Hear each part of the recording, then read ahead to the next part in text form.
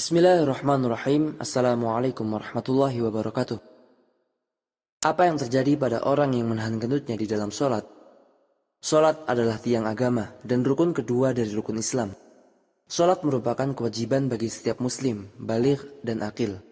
Mereka tidak boleh meninggalkannya tanpa udzur syar'i. Sholat dikerjakan 5 waktu setiap hari.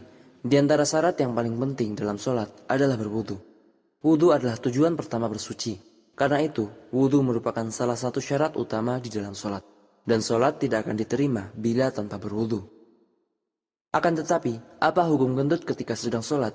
Dan apa yang terjadi pada orang yang menahan kentutnya di dalam sholat?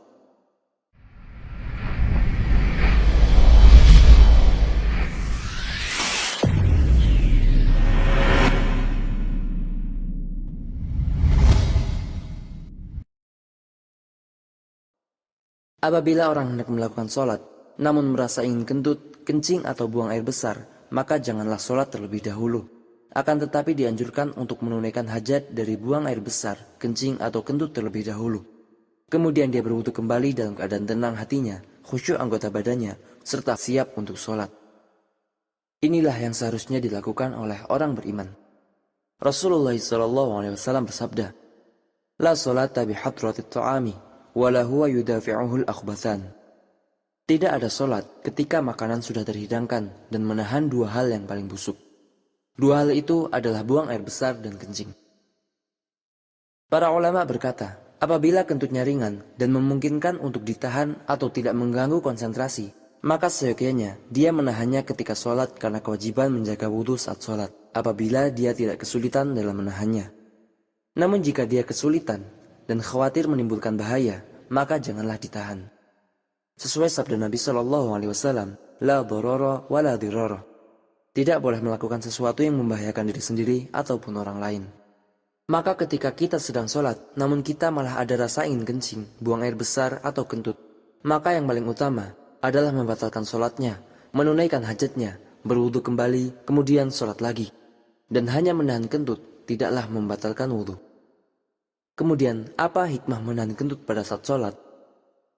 Hikmah dari menahan kentut pada saat sholat hanyalah Allah Subhanahu wa Ta'ala yang tahu. Namun hal itu dapat menghalangi seorang dari kekhusyuan di dalam sholat.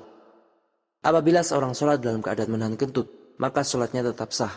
Akan tetapi sholatnya kurang sempurna, sesuai hadis yang telah disebutkan. Dan sholatnya tidak perlu diulang.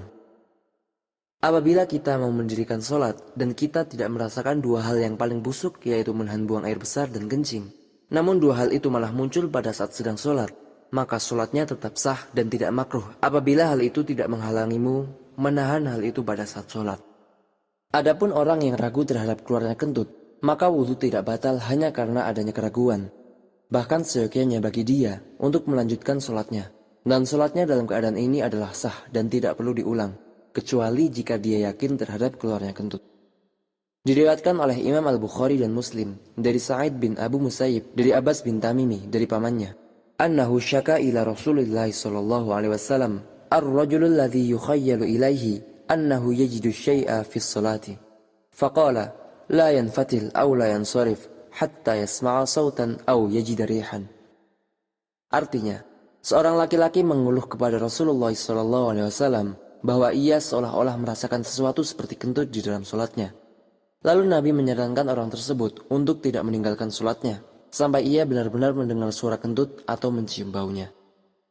Dan diriwayatkan oleh Abu Hurairah radhiyallahu anhu bahwasanya Rasulullah SAW bersabda, "Idza wajada ahadukum fi batnihi syai'an fa ashkala 'alaihi, akhraja minhu syai'un am la, fala yakhrujanna minal masjidi hatta yasma'a sautan aw yajida rihan."